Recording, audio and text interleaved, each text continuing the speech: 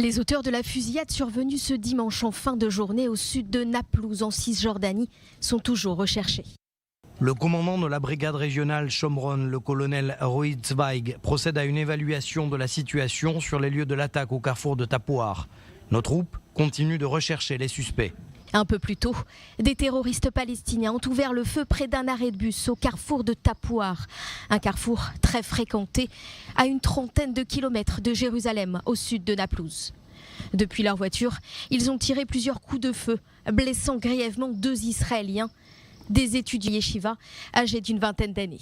2 blessés graves ont été transportés à l'hôpital Bellinson de Petah Tikva pour y être soignés. Il s'agit ici d'un événement dur et grave. Des voyous palestiniens ici au carrefour de Tapouar ont tiré sur des civils israéliens qui attendaient le bus. Nous avons 3 blessés, chacun dans un état différent. C'est un événement grave. Pour le moment, je ne peux pas vous en dire plus. Je voudrais dire que nous renforçons nos forces militaires et de défense sur le terrain et nous avons confiance en eux. Pour l'heure, aucun groupe palestinien n'a revendiqué l'attaque.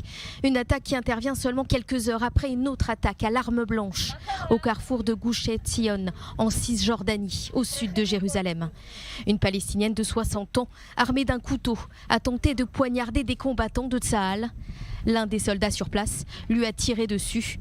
La femme est décédée à l'hôpital.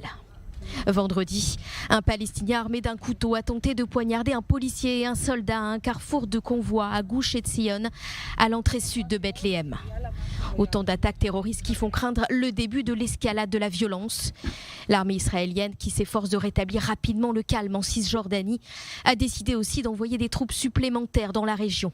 D'autant que le Hamas a multiplié les appels à la violence depuis l'annonce d'un possible report des élections palestiniennes. L'organisation terroriste prévient déjà que lundi prochain, le jour de Jérusalem, célébré par les Juifs, il n'y aura pas d'ascension massive de Juifs sur le mont du Temple.